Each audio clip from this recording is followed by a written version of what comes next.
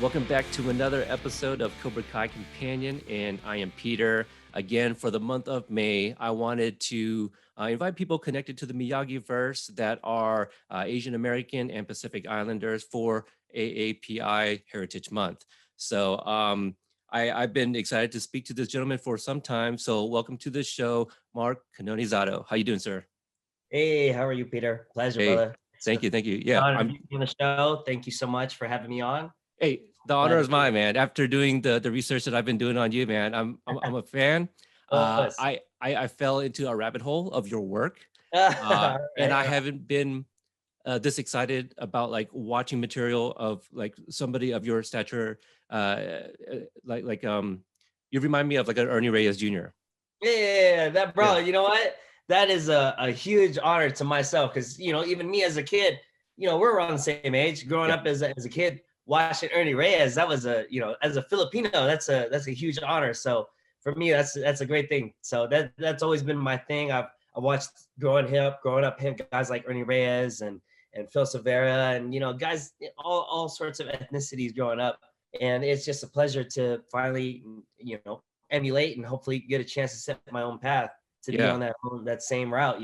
Yeah, there's just so much to talk about. It's almost like I can probably list the things that you haven't done or the people you haven't met yet. Just kind of going through your IG. You mentioned you want to be active or that you are a social media guy, and you kind of been busy with work, obviously. But you met Usher, you met uh, Yeah. Alex Winter, man, aka Bill from Bill and Ted, Yeah, absolutely. Mark Dacascos, man, that's one For of my heroes, sure. dude. Yeah. Only the Strong is like one of my favorite movies, dude. That's where I learned. Yeah. I'm a martial artist. I'm a tricker Yes. by nature. So for me, that's where I learned one of my first pivotal like tricking movements was from watching that feature film. Yeah. And so for me, being a film stuntman now, and then getting a chance to work with the man who I guess inspired me to throw my first trick in every situation.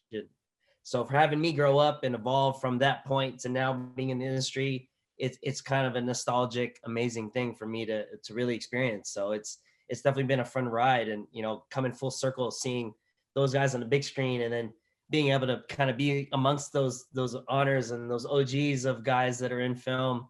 It's definitely been an amazing opportunity, and it's definitely something I've always wanted to do as a kid.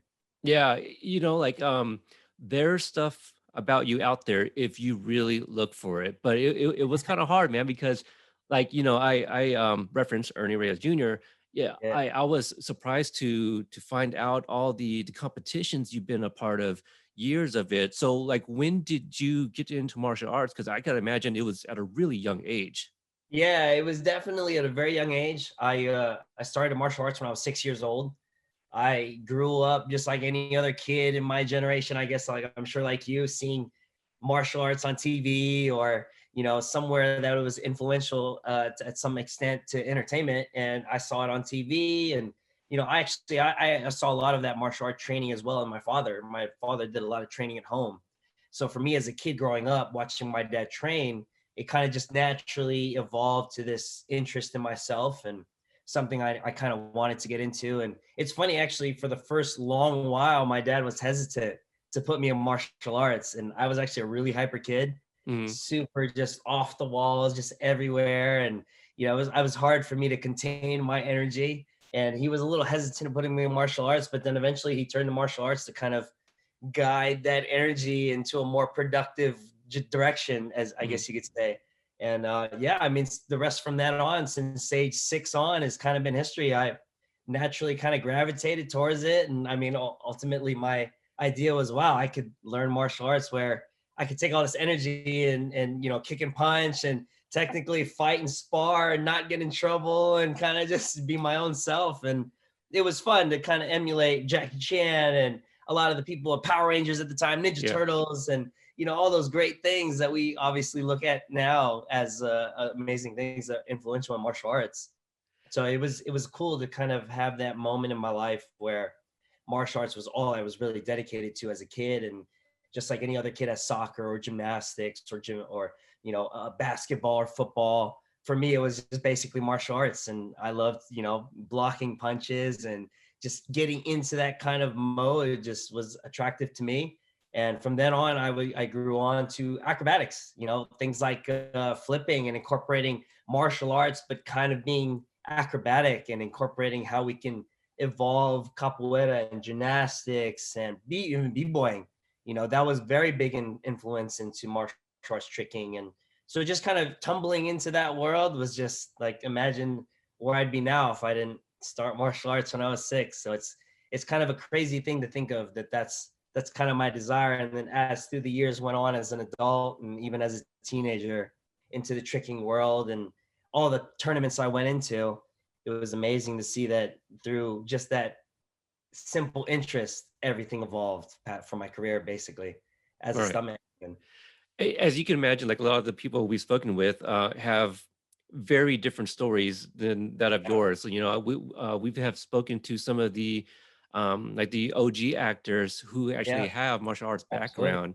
Yeah. Now, with you, Pacific Islander, uh, and your dad having experience in martial arts himself, was there any pressure in like choosing a different career? Did doing martial arts early, was that something like, he can do this and apply it to something? Did they just Right. never worry about your path? It's funny, being Filipino, Pacific Islander, commonly the family is very career driven, educated driven, I guess you could say. Hmm. Going to college and pursuing a career and a profitable or respectable career is pretty common as a Pacific Islander, more specifically Filipino background that I grew up in. So, as you can imagine, me saying, I want to do feature film. I want to be a stuntman in Hollywood, or I want to just be a martial arts ambassador or tricking ambassador and kind of travel the world and train and teach people how to trick. Their idea of what that could entail, obviously wasn't exactly what they would understand as far as, being a nurse, commonly as a Filipino would say, or Yes, I have something in a few medical of those. field, or yeah, and for me to say, oh, I want to be a martial artist or a film actor or a stuntman. I want to move to Hollywood and not really, because to be honest, I have a high school education. I did a little bit in college, but quite honestly, after that, I just pursued the career as a martial arts instructor and entrepreneur, as a martial arts dojo owner with my Mm, father as well. And then I transitioned to film.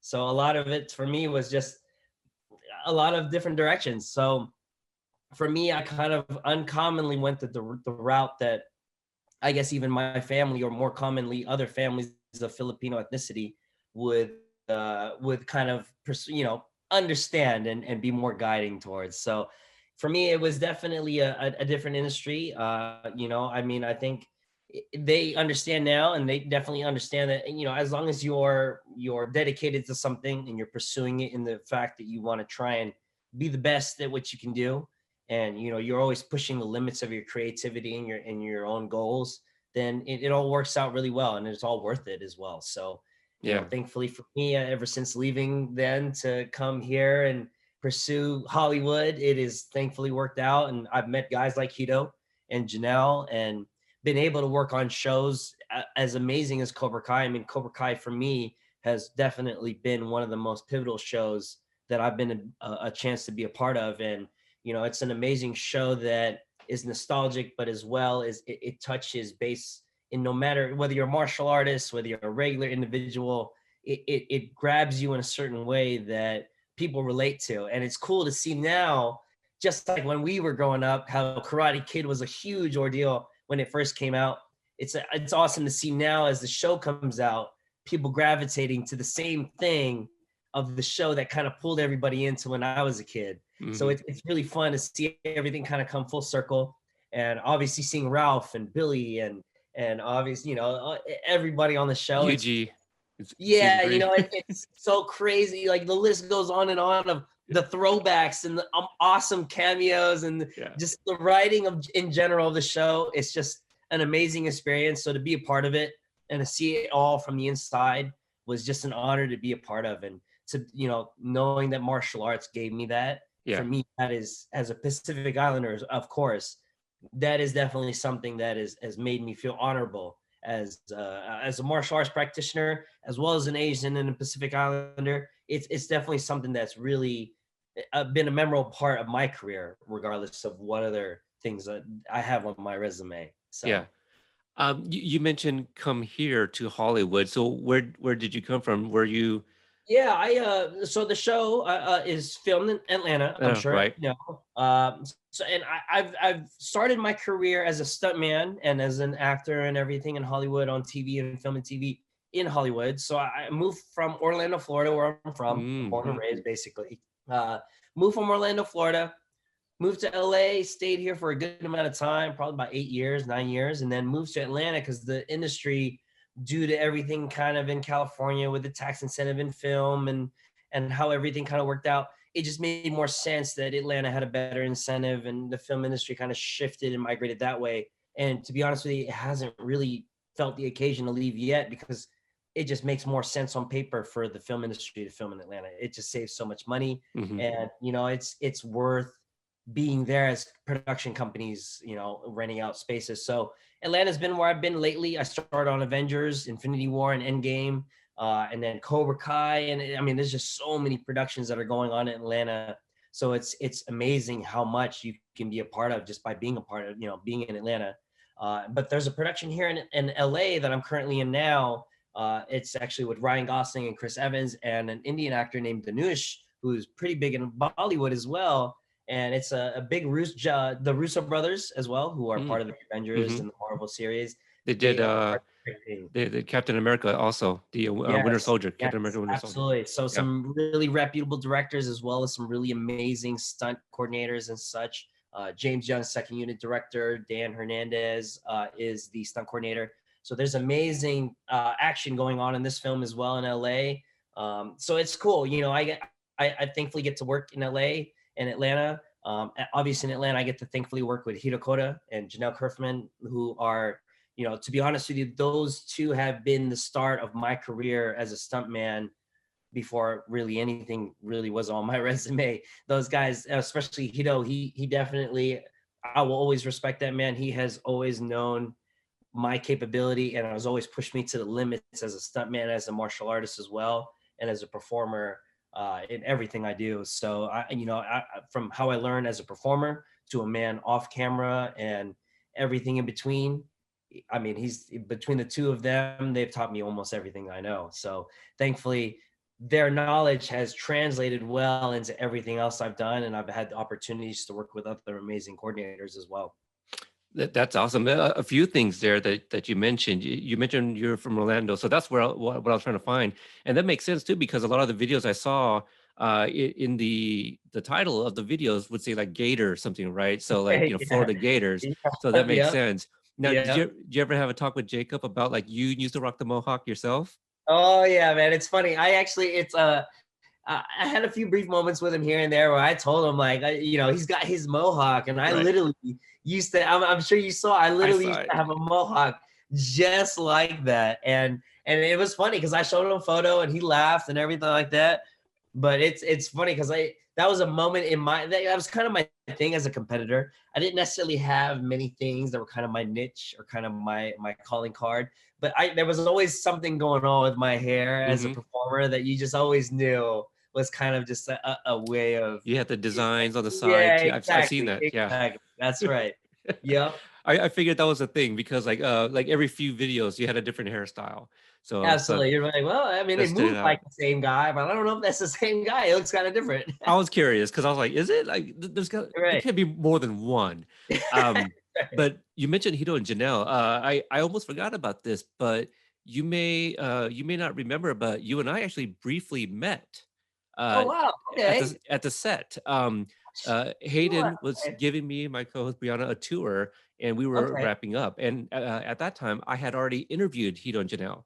So Ah, when we were about to leave, I bumped into Hito, and he's like, "Janelle's down at the trailer, uh, working out or whatever, practicing, yeah. rehearsing. Do you want to go down?" I'm like, "Sure." So I go Yeah. down there.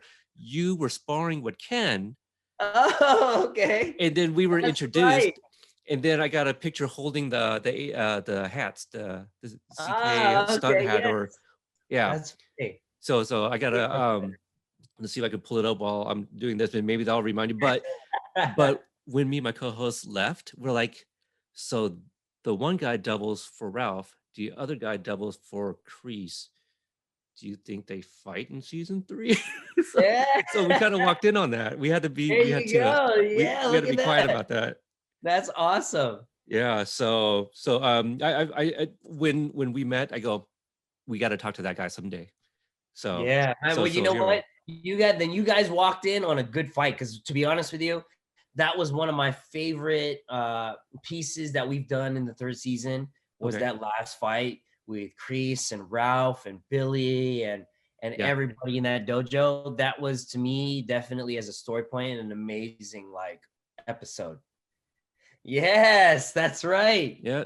So that was us visiting that day. So yeah, just walked in, and so yeah, he said, "Hey, this is who this guy is. This is who this guy is," and they just kind of showed us around. And he was like, "Janelle, do you recognize this guy's voice?"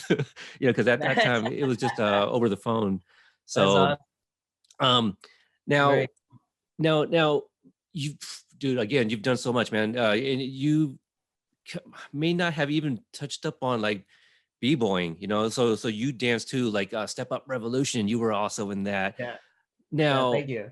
why stunts specifically? Because some people would be Yeah, like, I want to be Jet Li, I want to be Jackie Chan, for sure. why stunts? Absolutely. And then you know what? Honestly, that's a very, very good question, very common question.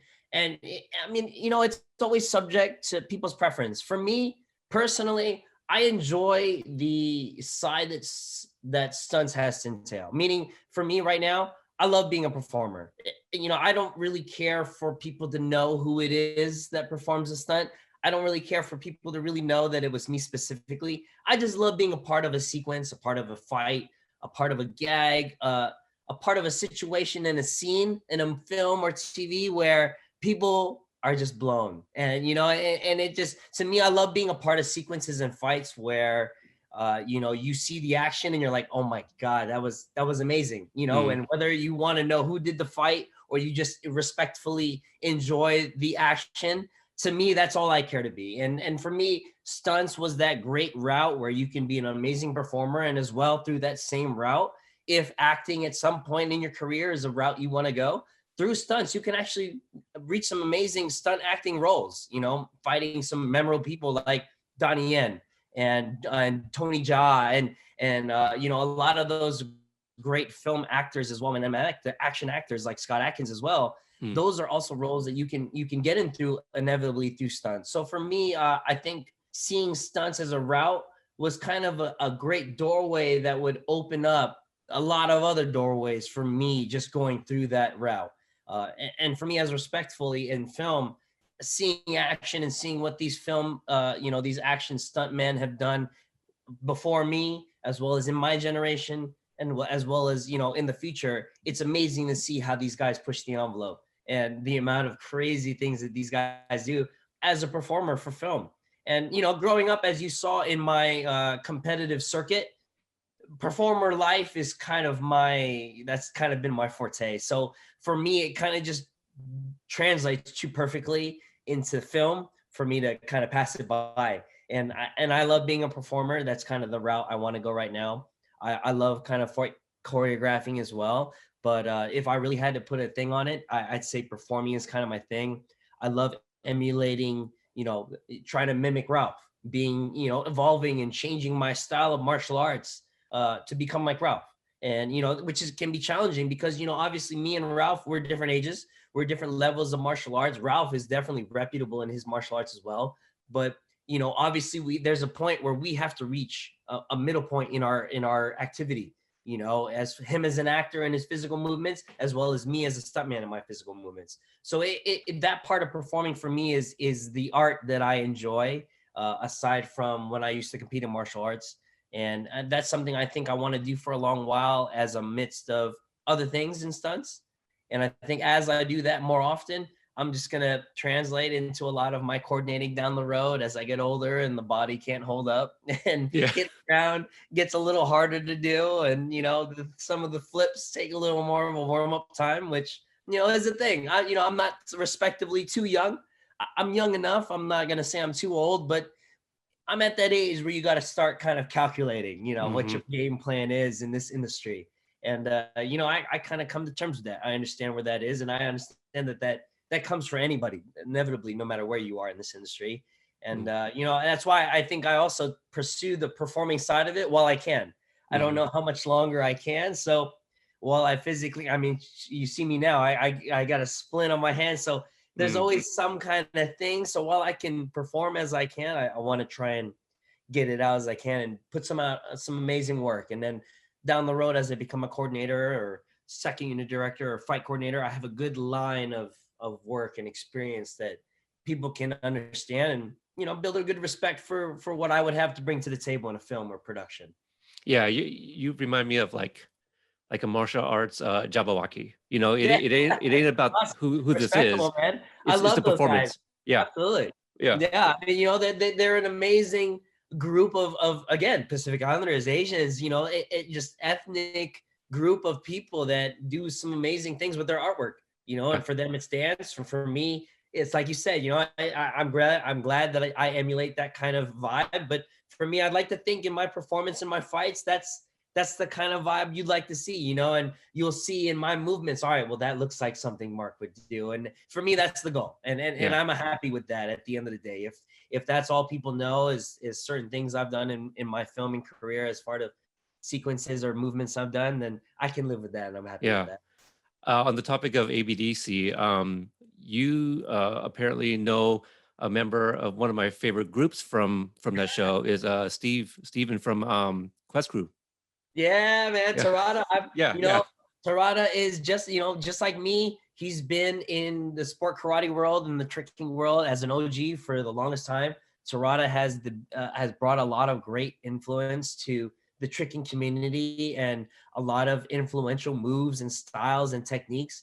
I mean, he's an amazing athlete as well. He's been through some amazing adversity as injuries, but he's overcome them as well because I mean, he's just an amazing athlete. So he's one of those guys that's able to be a tricker and a martial artist, but as well as you throw him in a dance world, he'll figure that stuff out as well. He'll mold and create and adapt to that industry as well, and he'll be an amazing asset, which I'm sure people have seen on TV. He has just been an amazing asset to Quest Crew and everything, and as well as Rudy Raynon, who's another Hmm. sports martial arts, as well as Pinoy, Filipino martial artist who's been a part of that crew, who's also been a great additive. I'm a very biased person, but sport martial artists come from where I come from. They have a unique skill set and a unique thing that they can bring to the table, whether it be film and TV, music videos, creative ideas and input. They just have a unique vision and skill set to this kind of artistic side of the industry that I think people are starting to realize. And that's why we're starting to see it more in film and see it more in Cobra Kai and see it more in Step Up and different films, because they're starting to realize like this is what people really enjoy. And I mean, we're catered perfectly to this kind of setting. So it's kind of awesome too to see that not only that, but they're also of ethnicity, of Filipino, Pacific Islanders, of a lot of different ethnicities who are Asian that are showing that there are amazing talent out there. And the film and TV industry is soon to see that there's amazing stuff going on. Yeah, oh, absolutely. There's there was always a lack of Asian representation through the decades, and I think with foreign film now Yeah. being very available on streaming sites on Netflix and stuff, and people really consuming them. I hope that we can kind of merge the East and West cinema, and kind of not expose but introduce this culture to some other cultures as well. And Parasite was like one of the Yeah, trailblazers, right? So people are like, absolutely. hey, I'm okay reading subtitles with this movie. That's right. That's right. And honestly, I mean, a lot of Korean cinema is amazing. Yeah. A lot of Old Japanese boy. cinema is amazing. Yeah, I think I just people just I don't think they realize how amazing Asian cinema in general, Asian culture, their cinema has been amazing lately through these years. And it tells some amazing things. And quite honestly, even Bollywood, a lot of amazing American stunt groups and individuals are crossbreeding into these other industries like Bollywood, like Mm. Asian, Chinese, and Japanese and Korean industries of film and TV, because we all are starting to see that these guys are really producing and capable of producing some amazing work. And we're really starting to blend a lot of our artistic vision, and there's some amazing work that's going on and coming out from Asia. And on that note, Raid Redemption, when that came Yeah. out, I go, Indonesians do martial arts too? Like, Yes, absolutely. every country I'm sure has their own martial arts, but nobody Right, really thinks about it. right. Like name an Indonesian's like superstar martial artist. You're right.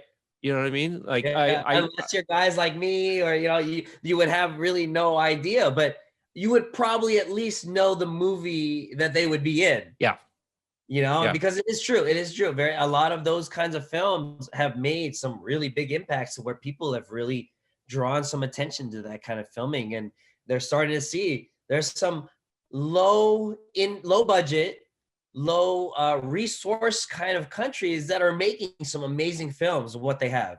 And Mhm. to me, I've worked in Bollywood for about half a year. And to me, that's what is extremely respectable to me, is that they can make amazing film work and TV with low resources, low income, like low funds, just pure passion projects, but to make amazing work. And it may take a while, it may take a lot of stressful moments, but these people make it work and they make it amazing. And it's Mm. really cool to see, and it's really inspiring to see that through film work they are reaching a market and reaching out a message that is through filmmaking. And that's why I'm happy to be a part of filmmaking, because I know that in the right context filmmaking can do that.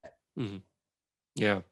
Um, to kind of go back to Hiro and Janelle, I know that you also worked on Jumanji, and Yeah, Janelle was a stunt double yeah, for Karen Gillan. And now, when did you and Hiro met? Was it Super Ninjas or was it yeah. Kicking It? Absolutely. No, it was actually Super Ninjas a lot. And that was funny because that's actually when I first moved to LA. Hito was one of the very few coordinators, if any, that really had hired me on a more consistent basis because they had a decent grasp of what I was capable of doing. And granted, I was coming from the sport martial arts world where I have a lot of acrobatic skill. I have a lot, but it's slightly different. I mean, it's majorly different from film Mm. fighting and working in film. Just because you're a great acrobatic, great parkour artist, big great gymnast, doesn't necessarily mean you're going to be an amazing film fighter or Mm. film stuntman. So for me, he was one of the few coordinators at the time that consistently trusted in my skill sets. And he would bring me on for Super Ninjas, and I'd be a goon here and there and kind of double people here and there. And then the show, because of whatever situation in our industry, had to move to Pittsburgh, probably for tax Mm. incentives. Mm. And that was kind of the start of LA kind of cascading their issue with keeping TV and film here, because it just didn't, on paper, it didn't make sense. So it would cost them more money to film here than, quite honestly, anywhere else. Mm. And Pennsylvania at the time was filming a show, which was Super Ninjas, that I met Hito on. And he had a few occasions to see what I was capable of. And the show was out in Pittsburgh. He didn't have capability of bringing out a huge team, and he kind of went on a whim with me. He kind of took a gamble. He didn't know what I was capable of. And thankfully, I was able to put up enough effort and do well enough to where he entrusted that I would do well. And through the course of that show, he built a good trust and we built a good relationship. And I mean, that show was definitely it was a fun show, but it definitely, as a stunt performer, put you to the test. If we had a great schedule where we literally had days where it was just second unit days, which I don't know if you're familiar with, but on second unit days, it's usually just stunt Mm. and all action. So all the fights, all the gags, all the wire gags, all the ratchets, all anything that would entail stunt players to be in full capacity Mhm. were those days. And those days I continually weekly went through with Hito. And I thankfully, through that, as being my first job, built the basis and a good foundation of what is required as a stunt performer. Mm. There's days where you're literally going to work 10 hours a day, eating the ground and, getting bashed in the head and getting ratcheted into a wall, or, doing those fight beats, 15, 20 times in a row until it's perfect. And, that's the side of stunt work that is the most hard part about it. It is a lot of fun. There are its great moments. You get to work with a lot of great actors, but there are lots of moments where, it requires you to be up to par. It requires you to be trained. It requires you to be professional and understand a certain extent that it's going to be very hard. And, things like on my show right now on Gray Man, it changes constantly.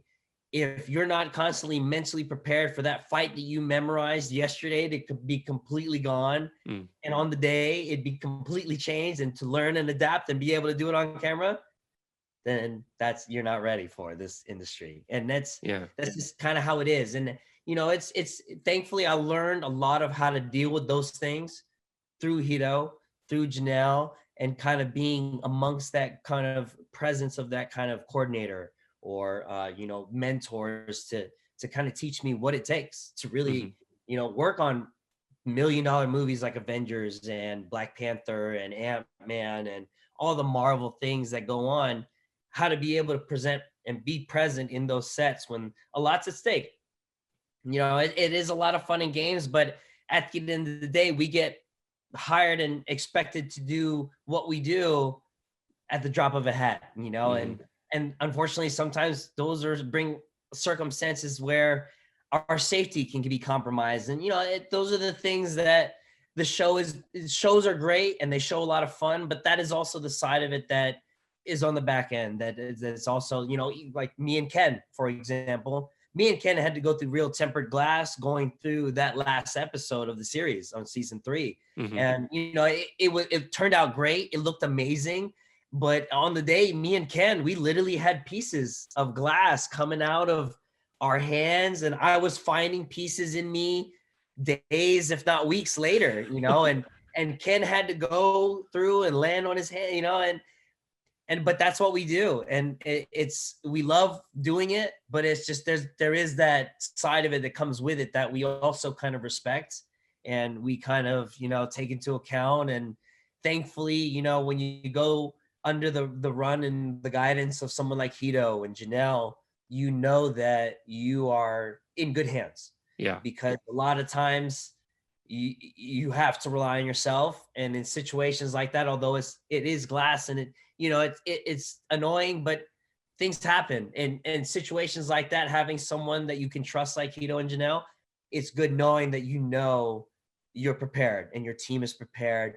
And, obviously those guys, they did a great job of mentally and preparing us for what everything was going to happen. They had everything set in place as far as safety, if anything was to go awry.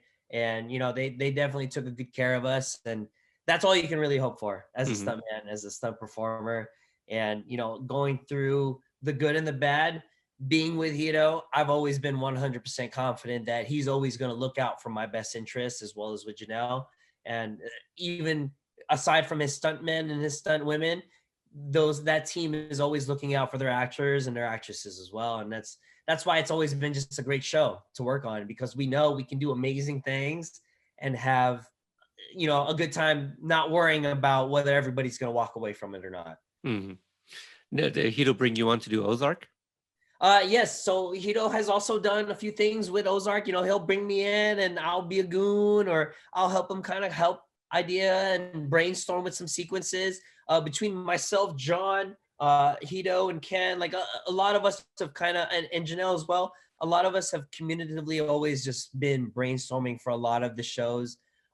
Thankfully, I've known Hito long enough to where he'll trust in my opinion and the things I'm capable of, to where he'll bring me on to Ozark and he'll help me, he'll ask me to help creatively design certain things. And even for Cobra Kai, he had me and John come in, as well as Ken and everybody. I mean, we all really worked in together and kind of just came up with ideas for every bit of the sequence. We've always looked over the script, and I feel like he's always had a good approach to our team and how we can handle the show and get through creatively as well as productively through everything, to make everything stunt wise make sense, as well as for the actors. Because to be honest with you, that's the big thing too.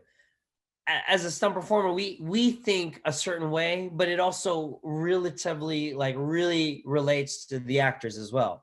I could come up with a move that makes sense to me, but if it doesn't make sense to any of the actors, it's not going to read on camera.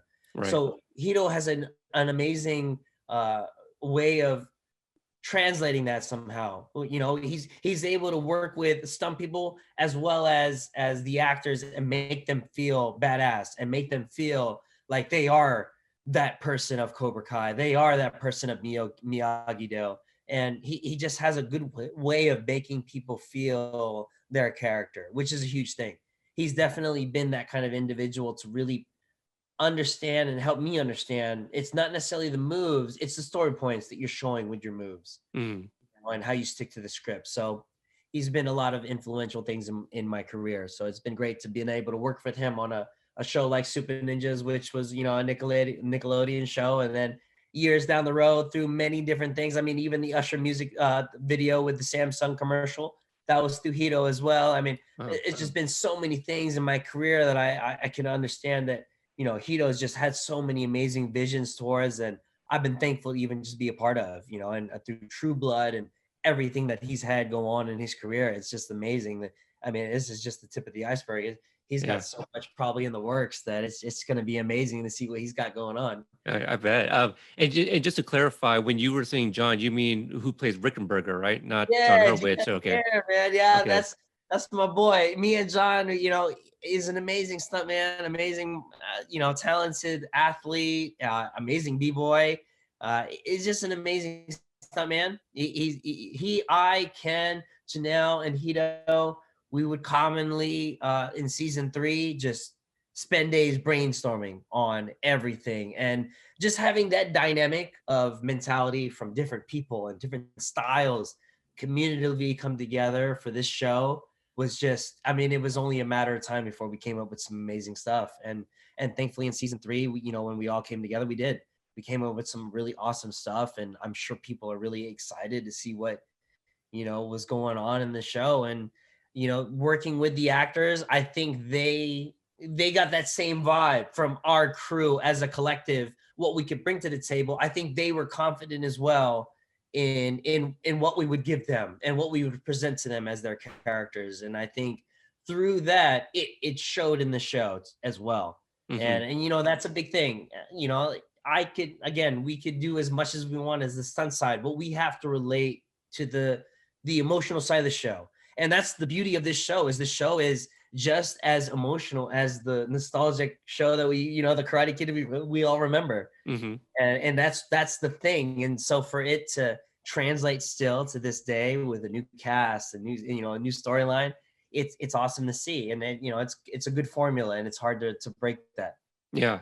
So you were brought in during season 2. Correct. Yeah, I Yeah. was kind of on. I was brought on in season 1 before Xolo kind of really started everything. Okay. Hito had kind of brought me on, and kind of when he first came to Atlanta, and we kind of started training with him at the studios that they film at now. And you know, he was, you know, learning how to jab, learning how to cross, learning how to front kick and round kick and move around. And then fast forward now, you know, season on and off then, and then from season 2 and 3 on being more involved. It's crazy to see, like, even aside from Xolo and Jacob and Tanner and Mary and Peyton, just seeing all of them, you know, Gianni, and just seeing all of them grow from season 1 till Hmm. now is crazy. It's honestly, for me, at one point I was a martial arts instructor at a school. For me as a martial arts instructor, it felt very, very similar. You know, it's like you're watching your students, although it's a TV show, it's your students that, because we train with them daily, if Hmm. not 3 times a week more, you know, and for each show to get them ready for whatever we had to throw at them, which was a lot, and it was a lot to be expected of them. But because they were just taught so much of a broad spectrum of everything and expected, and, you know, reached a high level of expectancy, they were able to do what most people would think is impossible in production of that magnitude. And I think they definitely, you know, they earn a lot of respect, not only from me as a martial artist for years, but I think from everybody. You know, they take a lot of what they're supposed to know, and most people know from decades of learning, to a crash course and then expected to be camera ready.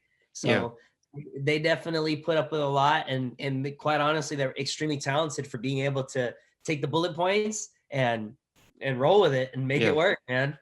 You mentioned instructing because I know that you've done some instructional videos on how to do certain Oh yeah, moves, all on yeah. YouTube as well. Now, weren't you also like the martial arts choreographer on Underdog Kids? Yeah, it's funny. I got a great chance. I'm a big fan. I grew up in the 80s and 90s. So for me, Philip Ree and Simon Ree, like best of the best. And those are movies from my decade. So, I grew up watching those kind of movies and going gaga over that stuff. So having a chance to work and, under or even with someone like Philip Ree, who was the producer as well as the director on that film, be getting a chance to work with someone like him who I'd watched since I was a kid, and then years down the road as a young adult in my film career, getting the chance to work with him, like that was, to me, that was an amazing thing. It doesn't take much to make me crazy, but to me, that was an amazing ordeal for me. And then on top of that, getting to work with Simon Ree, his brother, and Danny Inosanto, and a lot of just reputable martial artists, not only in martial arts in general, but as far as film martial artists as well. Hmm. So seeing those guys in that film and getting to work with them, and getting a chance to work with these kinds of guys that I've watched from a kid on, you just can't beat stuff like that. So it was amazing to get a chance to choreograph and be trusted with that kind of artistic responsibility that I'd be able to do, what these guys would expect in Hmm. that sequence. So it was fun. I mean, and even working with the younger generation of martial arts, because I think that's the big thing too. Is the younger generation is the key, and it's just like anything else. If we leave behind a generation that doesn't know a certain amount, or that's really realistically only our fault. So as martial artists, it was cool to kind of see them work through film as young actors and action actors, and kind of do their chance and have opportunities, what I wish as well as a young martial artist I would have had. So seeing them on film and giving them opportunities to work with them on their first film opportunity was a lot of fun. Hmm. And I think that's part of the fun too, is getting to work with the younger generation, and like working on the show, with a lot of the cast. They're all obviously a lot of younger than us, and giving them that gift of what martial arts can bring to an individual is pretty, satisfying alone. Now, if you can give us some insight into season two, episode, uh, was it episode 9 when Daniel gets knocked into the TV, or was that 10? I believe it was Um, 9. I believe it was 9, but don't quote me on that. yeah, I mean, I'm the one who reviews the show too, so I should also know. But No we worries. all know, the first time they actually really get Kind of, physical, yeah, right? absolutely. So, do you recall like how many takes to just get the right take of being kicked into the TV? It's funny, man. Billy is, I don't know how often you know or not, but Billy he's an amazing athlete in general. I've seen Billy do things in rehearsals with us that I'm like, I'm honestly awed. And it's not because of, whatever other expectation, age or whatever. He's just an amazing athlete. So to see the certain thing, like even just choreography, mentally, the man picks up choreography extremely well. And I respect him as a martial artist 100%. So it literally, like, I think the take that we had kept for the show was probably the second take. Hmm. Like the first take, I think he had done, he would just, like anybody else, he was maybe a little hesitant on the kick, because obviously, I'm standing there expecting him to either hit me in the chest or the face ish to go into this TV, because wherever cameras were set up, he kind of had to give it to me in order for it to work. Otherwise, it would have necessarily worked as well. Right. So, he was kind of put in a position where he kind of had to be perfect. So, to be honest with you, on the second take, he knew well enough, like it's better to just get it over with, like for me as a stuntman, I'm more than happy to take a kick to the face from someone like Billy Zapka. You want to kick me in the chest, to me it's an honor, you know Yeah. what I mean? So if he needs to kick me 2 times, 3 times to get the shot, by all means. So Yeah. me, I was prepared for it, and I know he was a little hesitant, but he's an amazing guy. He could have done it in the first take, but he was obviously hesitant. So we probably had gotten that in the second take or so, and it was perfect. He had obviously nailed me right under the chin, and my leverage back into the TV was all natural because I just got light for him, just like we do in stunts. You know, if an actor works with you and they go to kick you in the body or anything, you just get light for them and you let them kick you, and you know, you emulate that energy and let them take you out. And I got light enough for him, and he got me right where I wanted him to, and sent me right back, and it just worked out pretty freaking awesome. Yeah, So yeah, it looks fantastic. yeah. Now, if my co-host Brianna, if she was here, I think one of the questions that she would ask you is because I don't know if there's anybody that will confirm this because it's more answered in a joke. So at the beach club, was that you or Ralph that jumped off and hit Trey and Cruz? Well, you know what?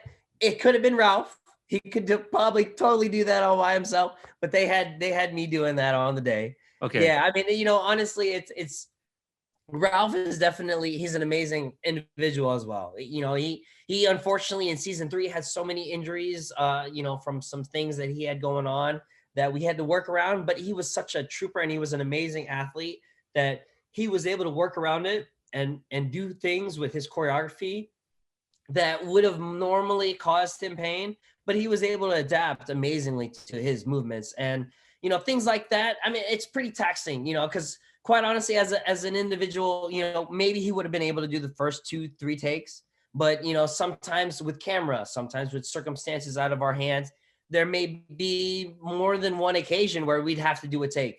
yeah, And unfortunately, more than a handful in occasions. And, you know, having him jump down from that kind of height that we would have gotten the shot to work out, it honestly wouldn't have made sense for him to have to do it, especially since it wouldn't have really seen him. yeah, So for me, that's basically why I'm around. I'm around to kind of save him for those moments where in the fight, you know, that's where he needs to be fresh and learn his choreography and be able to have his movements be more comfortable and stay safe. So for me, you know, I took in that responsibility for him on that show, on that episode. But I mean, you know, Ralph has never been the one to really fight me too much to stay away from stuff. He gets it. He knows that, you know, if Marc needs to do these things, I'm more than happy to help him, you know, help him do that stuff. But when it comes to the fight stuff, Ralph definitely puts in his own, and he's always working. He's training just as hard as Billy and anybody else with his choreography and learning everything that he can, you know, even with his limited, you know, body mechanics, because sometimes his shoulder and sometimes his body, it hurts. And, you know, quite honestly, I feel that responsibility a lot of times as being a stuntman in general. So yeah. it comes with the territory. And for him, I was more than happy to take that jump for him. He could more than well have done it by himself. But a lot of times things like that, I will be more than happy to jump in for him because I want him to look good and I want him to look fresh in those fights. Yeah. Now, you've done so many stunts in other movies and stuff like that. With season 3 of Cobra Kai, there's a lot of sequences, but was there any particular fight sequence that I don't want to say challenging because, like, you know, again, I've seen a lot of your work. But which one sticks out for you that maybe you really enjoyed because it's like because you pulled it off thinking that there's going to be some trouble. You have the chop shop. Yeah. You have gosh, obviously the fight with Kreese in Yeah. episode 10. I'm trying to think of some other points when Daniel. Oh, with Chosen. Yeah. No, yeah, absolutely. I mean, you know, it is funny because a lot of the stuff, like with Chosen, to be honest with you, the memorable time I can think of to where, as far as our choreography and it kind of being challenging and such, would have to be when we went into the laser tag Mm, arena okay. when Dimitri had broken his arm, had his arm broken by Hawk and such. To us, that was actually a challenging sequence because we had multiple episodes kind of overlapping action Mhm. wise on the day. I had previously had to be on set in a different direction from where we were filming that sequence because I was doubling Sholo. And then at the same time, we had things changing in our sequence as far as script and actors as well in our laser tag sequence. So all of that going on simultaneously, and you know, having to come up with choreography on limited time because we realistically didn't have a lot of time. Once cameras really start going on the season quite honestly, this works with every show. Once we really get going, things work on schedule as far as prep prior to cameras going. But once cameras really start going, we start getting on schedule and stuff, things just start getting crazy by nature. And Yeah. I think at that point, things on schedule, as well as coming up with, doing a previs to come up with that sequence. And on paper, that sequence was a good amount of pages. I can't recall how many in general, but it was quite a sequence to come up with. Hmm. And at the time, Hito had a lot going on as well. So for us creatively as a team to be able to stick with sequences currently going on, as well as kind of look ahead in time and be able to creatively come up with the choreography. Because in that sequence, there was a lot of action going on within multiple characters. Hmm. So for us to come up with style things as one, to stay with story point as well, and others to stay with that as realm, as well as other things going on, was pretty challenging for us.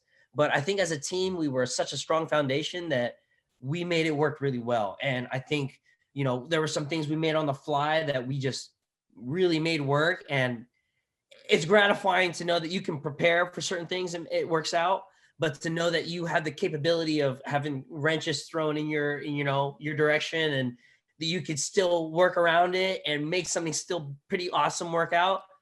What was cool to know that we could, as a team, collectively make that happen too. Because to be honest with you, that's the name of the game in film. And I'm learning that a lot on this film now. A lot of it happens and it happens and it changes and it happens again and it changes. So to have that adaptability and be professional in that sense, where it doesn't matter what's thrown at you, you could still come out with a resolution, or with an option, or some kind of creative input, is gratifying. And that's honestly very, very few teams that can make that happen. And I think thankfully getting to work with John and Ken and Hito and Janelle, that was something that as a group we were able to tackle with what most people would pull their hair out with. We were able to make happen as a team. And I think that that's something to look back on in the show and be like, man. And quite honestly, I'm looking back on the show, that's what I see. It looks great. And I'm Hmm. like, man, that was such hell. That was a tough week. It was a tough couple of weeks, but man, we made it work. You And know, and you have skills with like a lot of weaponry too. Like I don't know if Daniel will ever pick up a katana, but I would love to see your work with I the would love to, katana. yeah. Absolutely, man. That's the thing. Like I'm happy that to do things with Daniel and Ralph's been great. And I'm always very adaptive and very open to the character and the creative style of each character, because that is what makes the story. So for him to have different options of weapons, I know that wouldn't happen, but it would be nice that eventually some days he will have some options that kind of give it some life and a little more pizzazz to it, and give Daniel a little more, a little more fizzle to what he's got going on. Yeah. Oh man. So I understand that you also have done some stunt work for the Winter Soldier and the Falcon, or the Falcon and Yeah, the Winter, I forget which one yeah, names first. So you double for a character named Diego. I haven't watched it yet. Now you do have an 8-year-old son. I Is do. that difficult having to be away sometimes for long periods? Yes, it is. And quite honestly, that's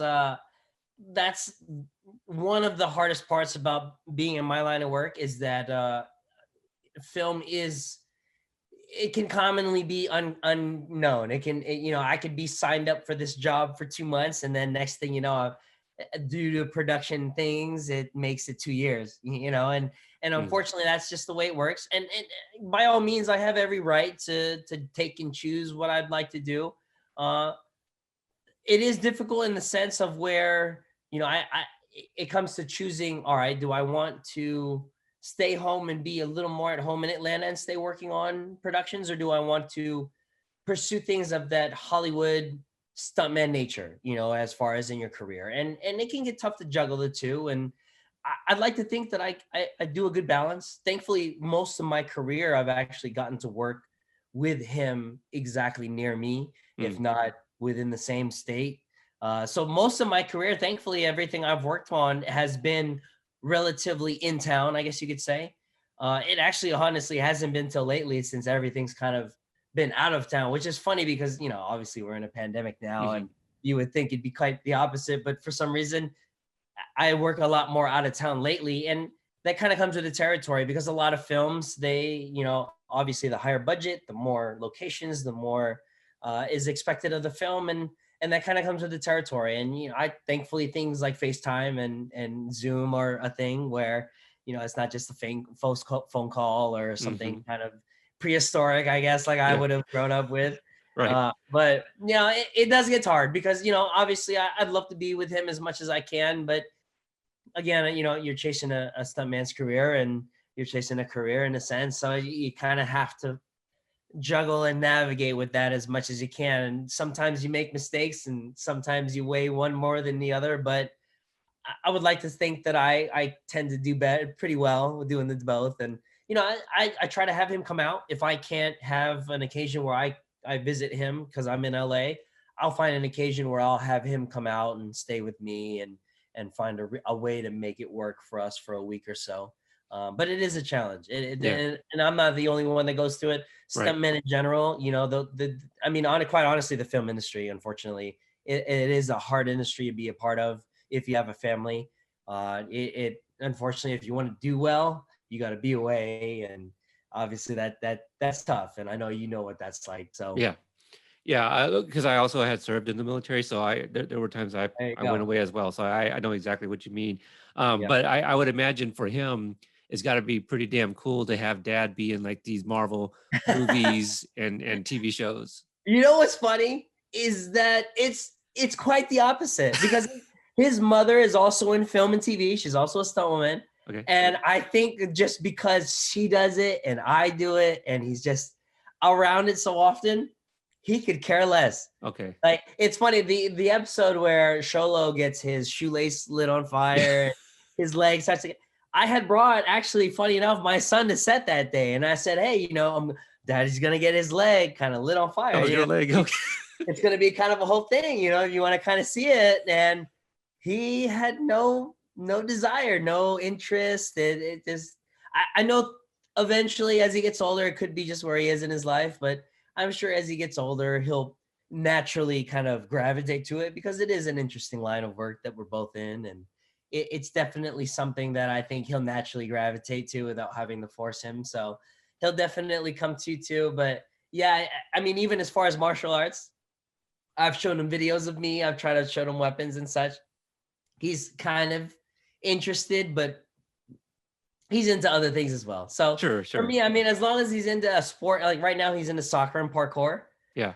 So for me, that's great. As long as he's into something and he's excited about it, that's I'm happy with that. Yeah, my oldest is into parkour. He went to some gyms here locally. Cool. But my 8-year-old, he was enjoying your videos, especially when the ones with the Oh, mohawk. nice. Yeah, just because he Yeah. just thought that the hair was just so outrageous. He's like, it looks just like Hawk. I go, yeah, it does. It really does. Yeah. I mean, that was the fun part is you could kind of be your own whatever and make up your moves and it was just a lot of fun to kind of travel and perform and kind of incorporate themes. It was like a martial arts theater in a Yeah. way, Yeah. you know. I think So one of my favorite things that you did, I believe you actually had the mohawk on too. So you had the katana and you do this flip while you remove cool. Yeah. the katana out. And I was just like, whoa. Yeah. Yeah, man. Awesome. Yeah. Um, Yeah. so there was something I was gonna kind of go back to. You mentioned the lighting your foot on fire. So there was two things. I thought either it was a fake foot or that the fire was CGI. So that's actually a bit of a mind blowing there to find out that that was actually you. Were there any other sequences, season 2 or 3, that you could think of where like if people didn't really think about it, no, that actually wasn't Sholo or that wasn't Ralph, that was you, like for this example, your foot. Yeah. I mean, honestly, you know, it's tough to say because quite honestly, a lot of the times on that show specifically, especially with the way Hito is with his shot design, Hito's a very amazing cinematographer as well. So and a filmmaker. So aside from being an amazing stuntman, he's an amazing filmmaker as well. So when he designs things, just like the school the school fight, Yeah. a lot of that, just like any other of the stuff, is the actors as well. Hmm. And he has a unique skill of driving that out of them and pushing them to performance level to where they do their own stuff. There's almost no like side to where it's really me instead of Xolo, or it's really someone else instead of, I we got one have our example. moments. Yeah, On the soccer field, right? right. You were yourself. That's the Yeah. only time I could think of that you're not Yeah, Shola I or mean, Daniel or obviously, yeah, there'll be moments where someone like Sholo will have to get bashed into a couch, or he'll have to really get, pretty roughed up. The roughed up kind of deals, or certain things, they'll make me do, obviously. But a lot of even the starting of a move, for example, like being a tricker in certain sequences, like the dream sequence yeah. where Sholo has to fight in the tournament in his brain while he's in a coma, that he doesn't necessarily have to trick, but he has to understand the setup, because for me to do the trick and then for him to tie into the trick on camera, he has to understand and learn the mechanics of the move as well. Hmm. So for him, doing the move was almost just as much as him learning the move as well, because quite honestly, a lot of what we do to tie into each other, he has to start, if not also finish the move. Hmm. So a lot of what we do on there, we try to really get them to do a lot of the majority of the movements. Obviously the things that require a little more higher difficulty that seem like they would require stunts would be us. Yeah. But there is a good amount that they do, regardless of, I mean, even fight beats, for example. Me being a martial artist as well as a stuntman on camera who fights a lot, doing as an actor as well as a stuntman, doing 12 moves with one person and then another person in a scene can be quite challenging, Hmm. especially when you have to cross frame here for this punch to sell on this individual, and then know the timing without looking, that to duck under. And so there's a lot of things that come into play that these individuals, these actors do, aside from having to learn the trick itself, having to do those moves in the fight that are, to me, in my perspective, as equally challenging. And quite honestly, the better they pick up on it, the better it's able for us to blend into them as the stunt people. Hmm. So it's honestly quite creatively a half and half. We all have to kind of meet each other halfway, and for it to be successful to where people go, oh well, that, I guess that was your foot, I had no idea.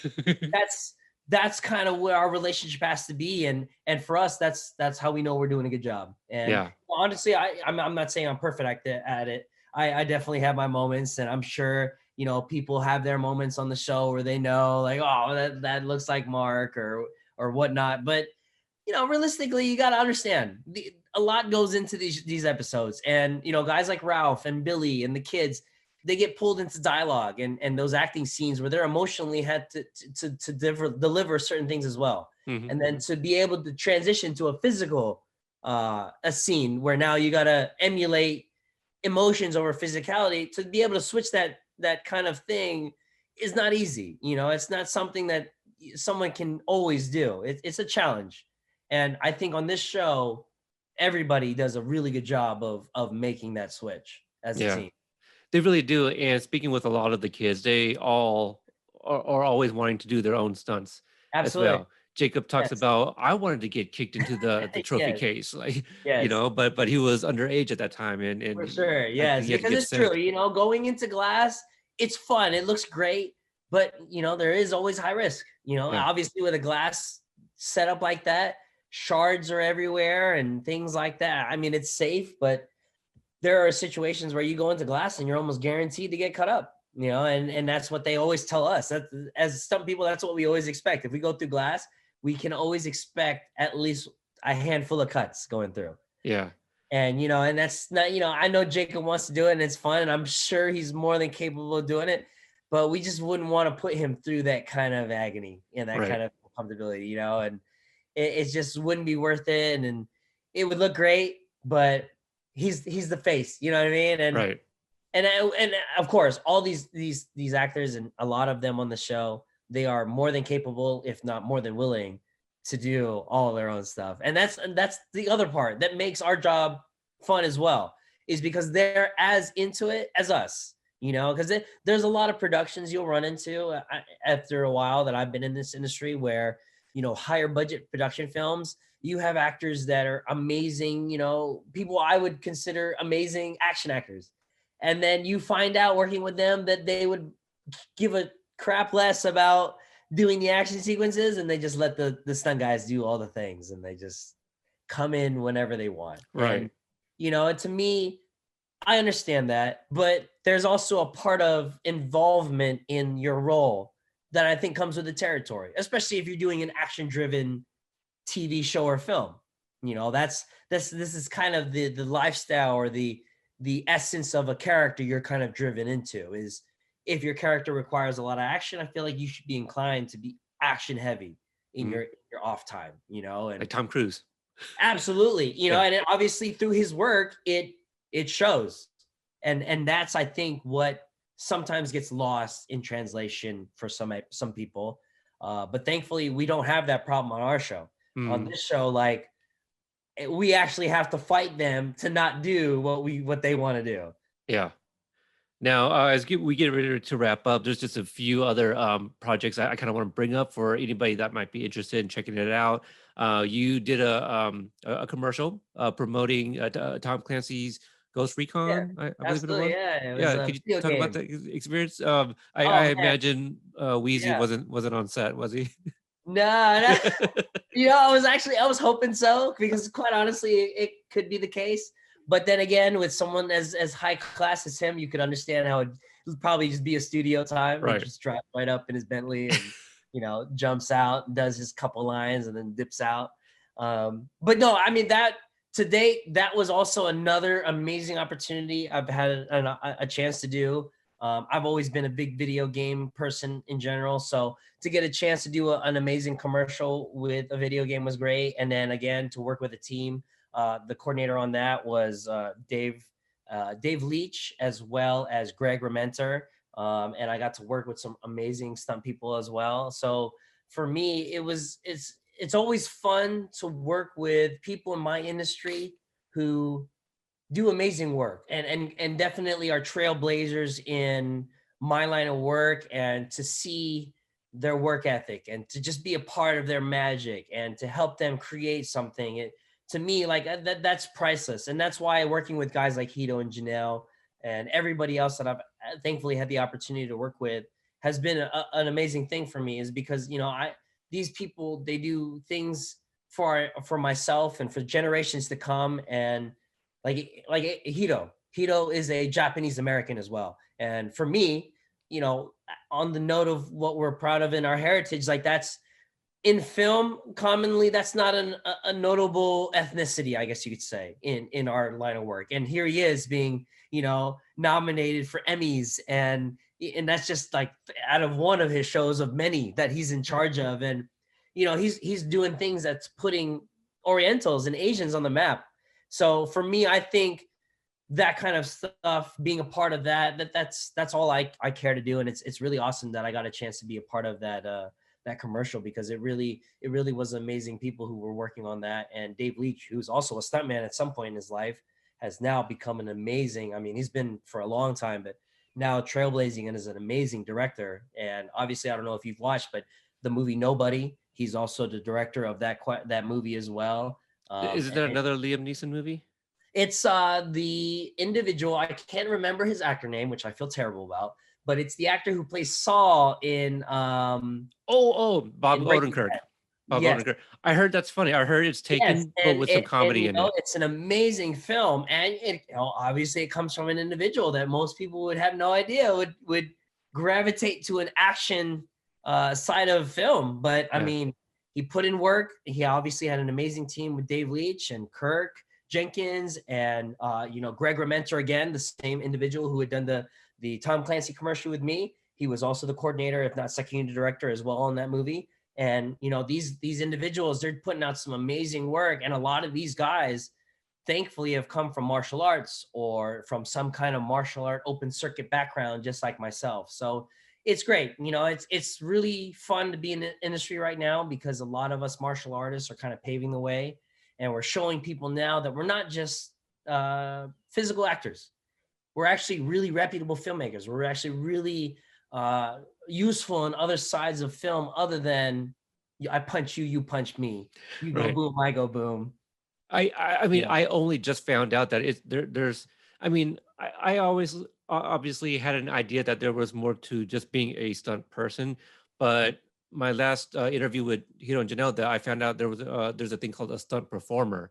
So Absolutely. yeah, so that's really cool. You mentioned games. Yeah, I think that's really funny. That I mean, you're a great speaker, so you're making this really easy for me.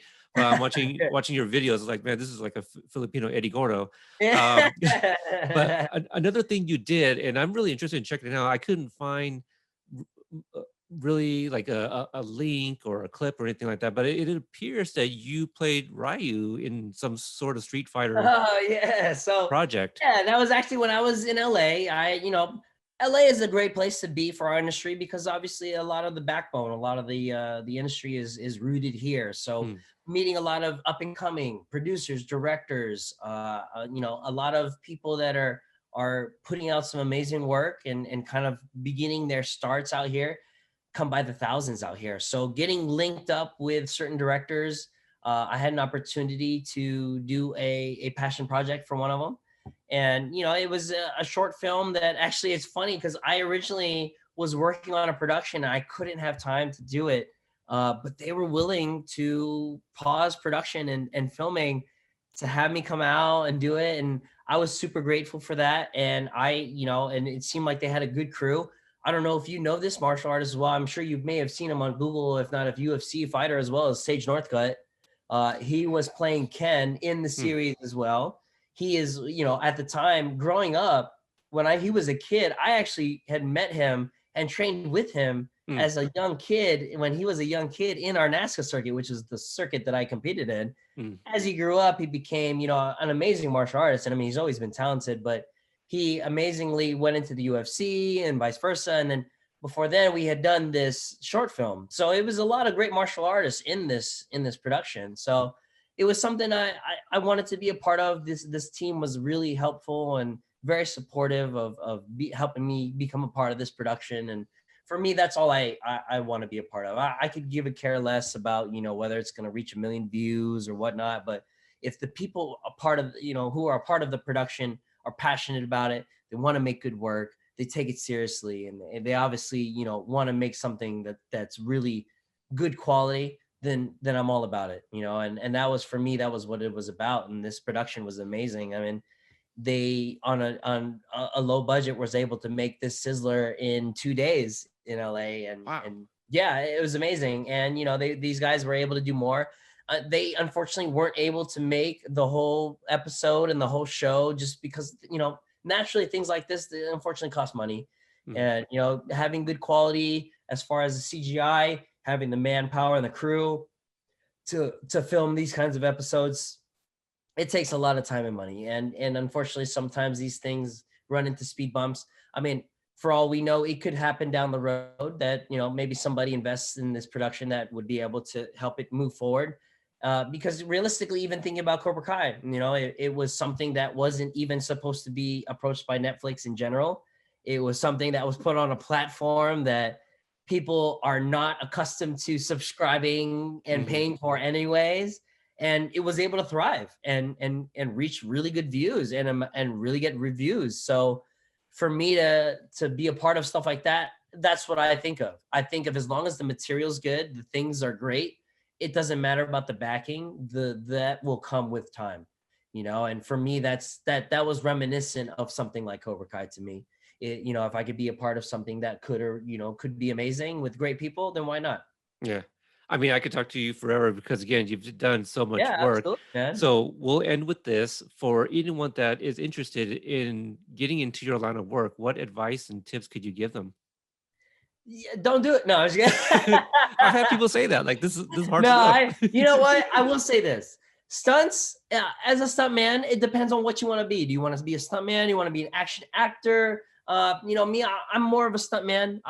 I don't really necessarily like to deliver dialogue. I will if I have to, but kind of hiding my face and being that guy that just gets exploded or gets into that knife fight with Tom Cruise or something is kind of my forte. But if you want to get into stunts, I think it's amazing. I think it's definitely a side of film that is definitely a lot of fun because no scenario is ever the same. I've never had a scenario in my career where I've had to do the same thing. Now you will do the same thing, but I mean that's really up to you. I've had tons of times where I've been a ninja. You know, Yeah. I've been tons of times where I've been a SWAT team member or security guard number 7. You know, but it all depends on how you want to emulate it. You know, so for me, no gag, no fight, no certain scenarios really been the same.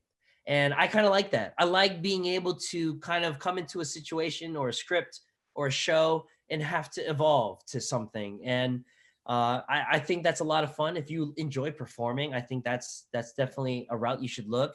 Now, if you are looking to get stunts, it is painful. And I think that's sometimes the thing that somehow people get a disconnect from. Like stunt performing is great. Like seeing Scott Atkins and Michael Jai White and Iko and Yan Yan and Chep Chep and all these great Indonesian, amazing film fighters and Donnie Yen and them.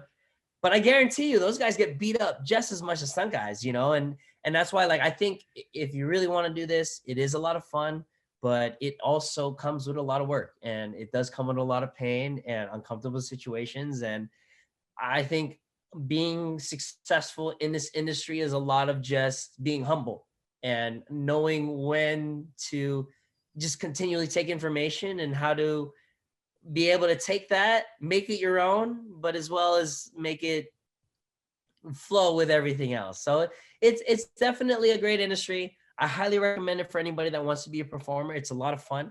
I always anybody that does martial arts or even tricks or is a sport martial artist as well. Anybody that comes up to me about it, I always encourage them to try it because it is a lot of fun.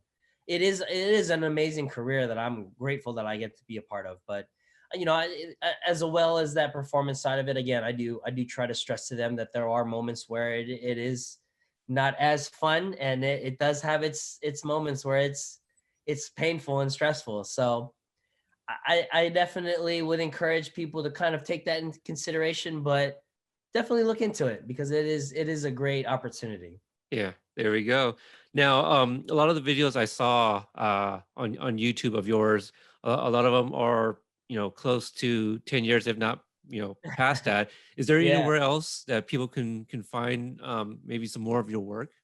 Uh, you know, it's funny because unfortunately, no. Like I used to have instructional videos like hyper martial arts. I don't know if you've ever heard about that, but I Only through used your to. video. Yeah, exactly. I kind of used to do hyper martial arts and a lot of our instructional DVDs and videos like Asian World of Martial Arts or Macho Martial Arts or certain things like that, like certain brands that have catalog, if not internet websites. But unfortunately, the world that I come from, it just isn't up to par with the media side, I guess you could say. Like I'm sure Yeah, you've seen, like we kind of still have DVDs, and I mean, I don't know. I don't really know anybody that's buying DVDs anymore. You know what I mean? I still Like, do. yeah, I like it, physical it, copies to keep them. for sure, it's around. It's just that from what I mean to say is, I guess our platform of martial arts, as far as reaching a standard of I guess the times is it's kind of stuck with DVDs, and that's kind of where it got left behind. Yeah, And YouTube was probably one of the best things that ever happened to our sport because I think it gave the opportunity to really spread tricking and the kind of forms and katas we would do at tournaments and kind of really circulate the kinds of things we were doing because in reality without it our world would kind of be small, unless you really were able to Google what I did. You probably wouldn't have known it was really around. right. And that's unfortunate, but I mean that's kind of how it is. Unfortunately, YouTube, whatever's on YouTube as far as that industry, as far as my martial arts world, is probably the extent. I mean, I have my old DVDs and such, but as far as old material, as far as I guess what I would compete in and such, is really slim pickings unless it's on YouTube. Yeah, and there's a lot of it too, different angles Yeah, I mean, of my dad's Filipino. He's probably got an archive of VHS and yeah, stuff that he's high VHS or for whatever sure. they call it, the old school something. He's probably got. But as far as the current things, as far as a platform that I'd be able to mention that would have, it's slim, man. And quite honestly, a lot of the work that I do now, it's mostly for film. So it's Yeah. funny. It's funny how it works. Well, if people aren't already, make sure to follow Mark on Instagram. I think it's just Mark Canonizado, Yep. right? Yep. At Marc Canonizado. Yeah. Yep. That's me So on yeah, Instagram. we'll have that tagged. Um, so Mark, thank you so much Yeah, for man. coming on and sharing your amazing stories, man. I mean, Thank you, brother. I really yeah, appreciate you bringing me on. I'm ashamed that it took us this long to get it going, but hey, man, better late than never. And again, it's an honor to be a part of this, and I'm glad that you were able to get in contact with me, and we were able to make this thing happen. And anytime we can do this again, I'd be more than happy to, man. It was been a pleasure. absolutely. Yeah, yeah. Likewise, I'll definitely reach back out to you after season 4. Heck yeah, awesome, Yeah. brother. Well, have Okay. a good All right. night, So man. It was a pleasure meeting you, man. likewise, you stay hang tight while I close up with the viewers here.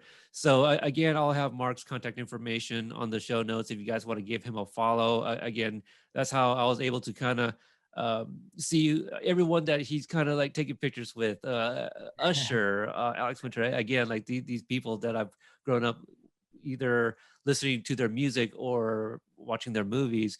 Um, it's all on Instagram. But for me, if Twitter is your thing, you can find me at Cobra Kai Cobra Kai Podcast on Instagram. And again, check out our website, CobraKaiKompanion.com, companion spelled with a K.